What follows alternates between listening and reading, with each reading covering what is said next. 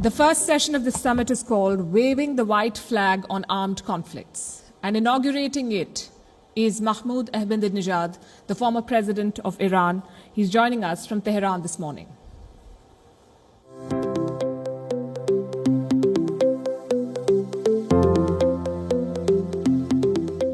He is the former president of Iran. Please welcome our keynote speaker, Mahmoud Ahmadinejad. بسم الله الرحمن الرحيم اللهم عجل لوليك الفرج والعافية والنصر واجعل له من خير. In the name of God, the compassionate, the merciful. Mr. President, the respected audience, ladies and gentlemen, hello there and good morning. Thanks and praise to God the merciful for giving me the opportunity and the blessing to be able to talk to this group of intellectuals, and thanks to the event organizer. The title of this talk is Raising the White Flag in Armed Conflicts, which is a key issue in the current situation of the world. Although there are definitions of the notions of war and peace in diverse disciplines in humanity, each taking their own professional stance and foregrounding the parameters involved and quantifying the ratios of effectiveness for each factor, we can also observe that there is a somewhat common understanding of similar and shared views on war and peace in the public opinion of various societies around the world. Among members of the human society, the concepts of peace, compromise, peaceful coexistence, cooperation and synergizing, and at a higher level, the notions of sympathy, convergence, friendship, love, and uniqueness each display quantities that are entirely worthwhile, glorifying, transcendence-oriented, and even divine and heavenly. On the other hand, occurrences such as discord, enmity, conflict, threat, fighting, and at a more serious level, war, genocide, war crimes, invasion, and occupation have at times surfaced in relations among societies and groups of people. Because these events are all inconsistent with the pure nature of mankind, and as they bring about bitter and painful experiences, horrific tragedies, widespread destruction, and unrecoverable damage to the feelings and thoughts of human beings deep inside each, they, i.e. these negative notions, are referred to as a menace and evil in diverse areas of life. Always, there have been warmongers who instigate wars in order to satisfy their sensual desires and to implement their devilish views, while they try to justify their approach and role by praising invasion and repression on others and plundering their resources. As historical evidence and recurring experience in the contemporary era have revealed, although they have resorted to forging, falsifying, imposing, pressuring, and oppressing, except for a very short period of time, they have never been able to conceal their real identity of ugliness, wickedness, and devilish ideology. Obviously, the use of terms such as warrior, combatant, fighter, and zealot in the literature of various nations would never ever be synonymous with warmongering and legitimacy of war. The value attached to these words denotes the spirit of heroism, bravery, devotion, and sacrifice. It is the same spirit that launches passion and epic, and from time to time, like divine breath, it mobilizes the potentials and capabilities of people towards synergizing and achieving more sublime goals in their collective life, at national levels and even worldwide. The values human beings share when describing those brilliant terms come from the genuine perfection attached to defending your homeland, honor, freedom, identity, personal and social belongings, and withstanding war and invasion imposed by warmongers. Peace, coupled with freedom, justice, and love, is the main influence in creation of the majority of the works of art and literature, including their worthiest and the most beautiful across each and every territory and throughout all historical periods. In the literature of all nations, the response to war, invasion, occupation, force, violence, killing, oppression, destruction, displacement, horror, poverty, and famine is but censure, rejection, denial, and curse. Dear friends, wisdom and disposition are the two wings of the beautiful bird of peace. Mankind can only excel by founding human relations on these two, i.e. wisdom and the God-created disposition. That is why peace, as a symbol of development and cultural growth, has helped mankind to see the highest summits of perfection as their goal and assisted them in understanding the pathways for reaching them, while at the same time filling their hearts with enthusiasm and hope in achieving success. But in contrast, war is rooted in turning your back on the God-created disposition abandoning wisdom, closing your eyes, and stopping to listen to truths and great potentials of life. And in fact, it originates from not seeing, not knowing, not understanding, and not being capable. Human being, in the true essence of the term, is a creature who thinks and decides based on God-created disposition and wisdom, and therefore cannot be at war with another human being, except for when such a person has distanced themselves from their own existential truth and their disposition, or when they have totally abandoned these inherent gifts. The stupidity coming from ignorance and the delusion and despair stemming from incapability and weakness are actually the main causes and the very pretexts for wars. Devil, who is the main and most apparent enemy of mankind, spares no effort to spread ignorance, weaken human beings, and make them conform. Except for a very small number of thinkers who were disappointed with themselves and also with mankind, i.e. those who didn't manage to understand the beautiful existential truth of mankind and of the world, except for them, the majority of intellectuals and scholars have proposed lofty and wise narratives in praising peace and blaming war, and I've enjoyed cherry-picking them. Dear audience, war doesn't have a winner, and the damages inflicted on the conqueror are more serious and will continue to backfire. As a matter of fact, violating human dignity, disposition, and wisdom is itself the most serious of all losses. Dreams don't come true in wars, but rather, wars are equivalent with the death of dreams. A war aimed at gaining power is nothing but delusion, and truly, the thing that creates power is love. Maybe war would mean the lack of peace, but peace would not indicate the lack of war. Peace is a perfect reality which depicts love and life. Actually, peace is a genuine matter, and living under its protection is the basic right for each and every one. Just to the contrary of war, peace has got nothing to do with imposition, and that's why, when at the end of a war, something is imposed on the loser, even if it cannot be avoided and isn't in the interest of the loser, we can never call it peace. Indeed, love, beauty, peace, justice, freedom, brotherhood, prosperity, and any other symbol of goodness would never be the outcome of a war. For reaching anything that is rationally desired and which conforms to ethical and God-given values, there will for sure be a path other than a war, and there would definitely be no way for that through a war. Truth to be told, war inflicts more wounds on mankind, aggravates their wounds, and makes the problems of the society more complicated and severe. In a war, what is exterminated is not just the body of a soldier, but it is rather and better described as the assault of a superstorm on the garden of sprouts and blossoms of life. This reminds me of a beautiful statement by an intellectual who said, "At times of peace, sons bury their fathers, and at times of war, fathers bury their sons." Honorable audience, the philosophy of peace is to accept others, to admit diversity, and to understand the essential inevitability of difference. Realizing the philosophical statement that the essence of difference is the essence of creation proposes and highlights a macro strategy which I'm gonna discuss next. The endless universe and the huge stream of creation is built upon the difference between creatures and also upon creatures being dissimilar to each other. That is, if it were not for this difference, creation would be impossible. It is clearly apparent that difference is a causal factor, which starts up the movement of mankind and universe toward perfection. Any instance of quality related to perfection, such as interaction, growth, development, flourishing and excellence, maturity, and complexity, would necessarily need the feature of difference in order to exist. Meanwhile, warmongering is rooted in self-worship. In fact, the philosophy of war is denying the existence of others and ignoring their rights. As already noted, universe and creation are built upon the difference between creatures. Therefore, warmongering is an already failed effort. It is in contradiction with the general movement of creation, and so that is why it is slammed and scorned.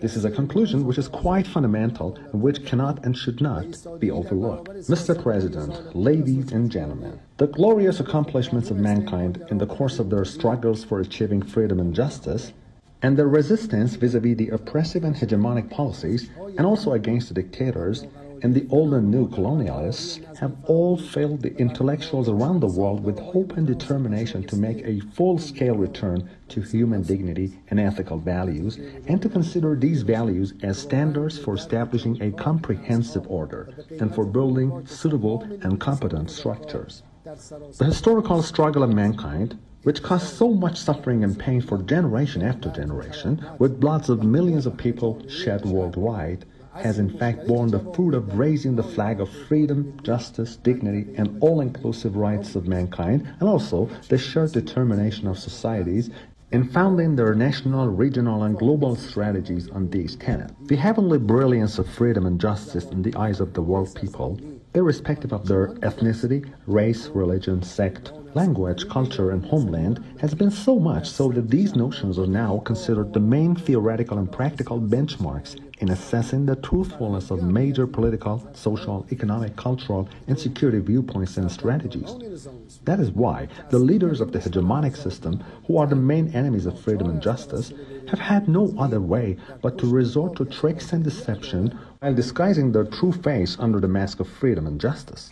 One of the apparent signs of excellence and perfection in mankind's historical move is that, as people and societies have come to know each other better, there is now a higher status attached to peace, convergence, peaceful coexistence, and synergizing, which aims at establishing and strengthening the most fundamental and shared values in God-created disposition of people, i.e., freedom, justice, intrinsic dignity, and the full-scale rights of mankind. But to the contrary, discord, enmity, conflict, and on top of them, phenomena such as war, invasion, occupation, and killing are more than ever hated and despised by the world people, who consider these as signs of either flaw or lack of rationality in being civilized. This conference, which is basically held in order to put heads together for finding constructive theoretical approaches and helping to find practical solutions to eliminate or restrain the pretexts of military confrontation, enforcement of coercion and violence, and use of destructive warfare, especially the weapons of mass destruction, is itself a manifestation of such a growing trend. Dear friends, in recent centuries, and concurrent with the era when competition and war was spread across Europe, the autocratic and oppressing European politicians and rulers resorted to colonialism and, in the name of building up, invaded and captured important parts of the world, imposing poverty, underdevelopment, and insecurity on nations, looting their resources and denying their culture and identity.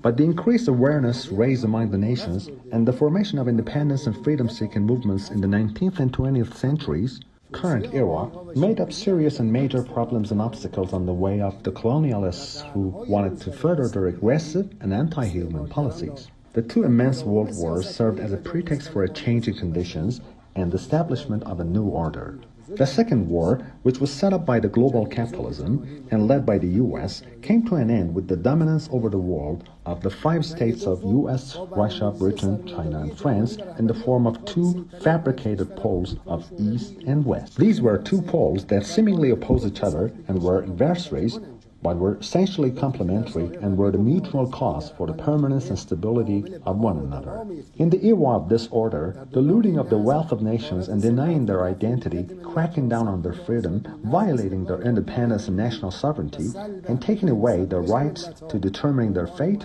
turned into the main levers in politics and were imposed on the world by the same powers. Moreover, unleashing and imposing wars, meddling in the governance and territorial affairs of others, spreading security and military bases, staging coups against popular and independent governments, and imposing economic pressure on freedom-seeking nations was part of the policies, plans, and political measures adopted by rulers in charge throughout that era. Setting up arms race and competing in order to gain annual interests in hundreds of billions of dollars justifies and explains the reason why the strategy of war exists at all. It needs to be underscored that the economy of the hegemonic system and at its forefront the global capitalism is apparently an economy of war. Basically, without war, capitalism will be incapable of continuing to breathe. Regrettably, with veto power at the UN Security Council, the major producers and exporters of arms worldwide have taken the responsibility of establishing security in the world. In addition to that, the United Nations, which was established in response to the historical demand of nations to form sustainable peace and security, to recognize the independence and fundamental rights of nations, and to involve them in global management, and yet to prevent colonialism, oppression, plundering, and war, was actually domineered by those two poles through a complicated mechanism. With the claim of leading the world, and by captivating democracy and freedom, the global hegemonic system expanded its illegitimate hegemony through abusing the actuality of the United Nations and by using its military power across the whole world.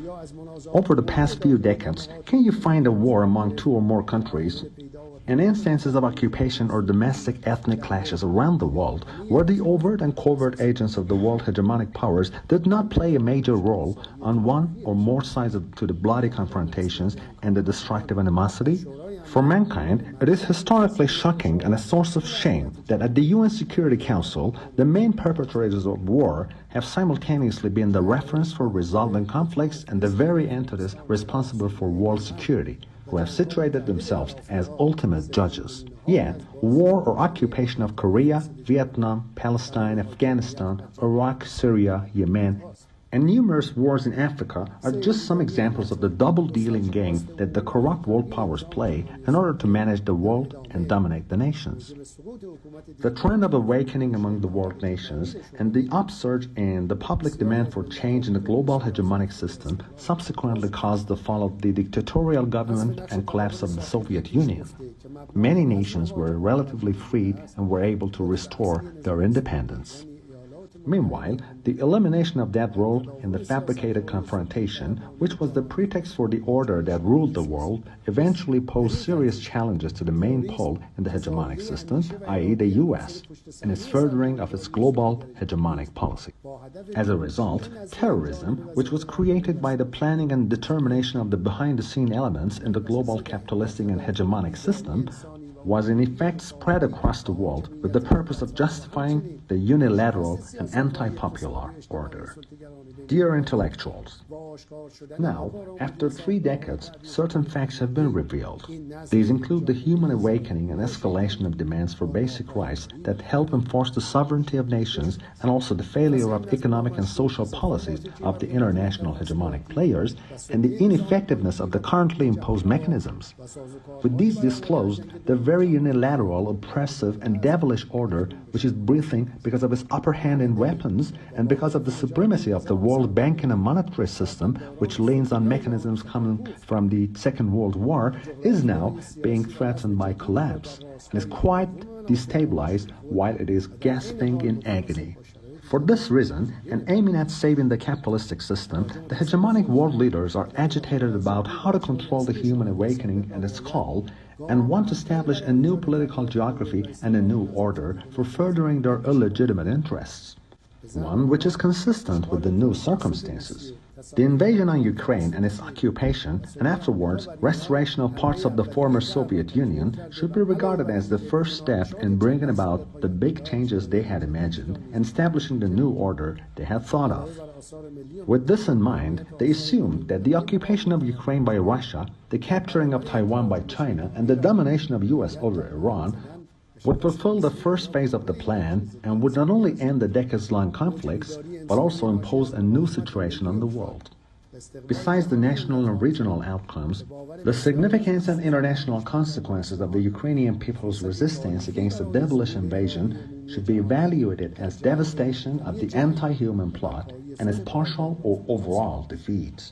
The wave of human awakening set in motion by the Ukrainian national resistance and the worldwide support of nations for that, which is endorsed by many sympathetic people, thinkers, and reformists, has now paved the way for the historic opportunity of exercising the world's public resolve for establishing sustained peace.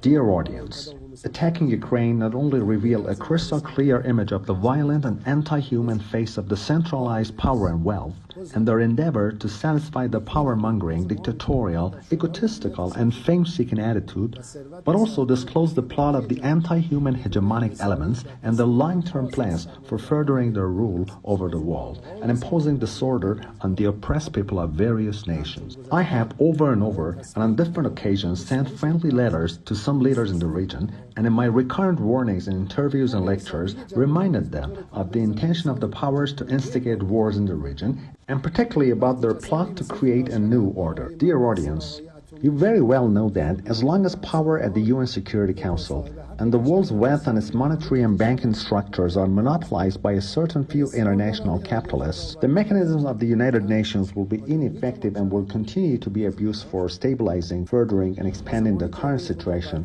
while the global media giant will fully facilitate and justify their acts. When some elements use the pretext of having stockpiles of nuclear, chemical, microbial, HAARP, and similar weapons to assume greater and monopolistic rights for themselves, and suppose they own the countries and the world people, while insisting on imposing their desires on nations, could there be any better conditions in the foreseeable future? Having said that, as long as some individuals consider themselves superior to others and suppose that others are second-class citizens, while seeking to maintain their own political and economic control and to deny others, the improper situation of the world and poverty, deprivation, insecurity, and war will prevail across vast parts of the world and are gonna spread out. For as long as power and wealth are piled up on one side, and poverty and weakness on the other, for as long as more than 1 billion of the world population suffers absolute poverty and more than 3 billion people are impoverished, while the wealth of some others cannot even be estimated, for as long as the decision-making authority, the security organizations, and stockpiles of weapons are centralized on one side, and on the other, the 8 billion world population have no effective role in running the world, and for as long as creating banknotes and offsetting deficits from the pockets of nations and domination of dollar and banks all transfer the wealth of nations to the capitalistic pole, how can sustainable peace, security, and peace of mind be expected? Ladies and gentlemen, the unrestrained capitalism has taken hostage all the shared human values, including democracy and freedom, and by dominating the world, it has brought about nothing but poverty, social gaps, separation of countries, and confrontations among them, as well as the hegemony of small groups over the fate of nations, casting the shadow of threat and war over vast parts of the planet, and the unidirectional flow of the world's wealth to the center of global capitalism. The unjust mechanisms and policies have reached a deadlock, and the world is in need of fundamental change and establishment of an order centering around human interests and benefits. One which is built upon human-centeredness and joint management of all people, and also upon eradication of hegemonic standards and values. An order which would be founded on the recognition of fundamental and full rights of each and every human being, then permanently participating and monitoring. An order which would be promising in an atmosphere of absolute and unrestricted freedom and all-out justice for everyone. An order under which any form of monopoly and hoarding of power and wealth would be forbidden. An order in which all human beings would be dear and respected and equally enjoy all rights and also would share the natural wealth. Such an order will not be established unless there is sympathy, unity, and companionship among all freedom and justice seekers, as well as all people from all walks of life. Today, we are at an important and historic turning point. The oppressive and the deceitful have been unmasked, and the nations have awakened. The free-hearted people, social leaders, authors, and media runners have a key role in accelerating the trend and raising the awareness of. We are about to observe the birth of global human, an establishment of a humane world filled with freedom, justice, and dignity for men. A world founded on public wisdom, on the growth of intellects, and on manifestation of humans' God-given disposition, which is depicted in the perfect human. Yes, this is about to be unveiled, and it's a process that is speeding up. I invite you and all the free-hearted people to collectively join the general movement of humans, accompany each other, and make every effort for the establishment of that beautiful, humane, and lovely world. Wishing for the annihilation of war, invasion, occupation, poverty, and deprivation worldwide, and praying for the removal of the shadow of threat and cruelty on the oppressed nations of Palestine, Syria, Yemen, and Afghanistan, and wishing success for this conference and fulfilling the important commitment of uprooting war and establishing. Wishing you blessings and transcendence.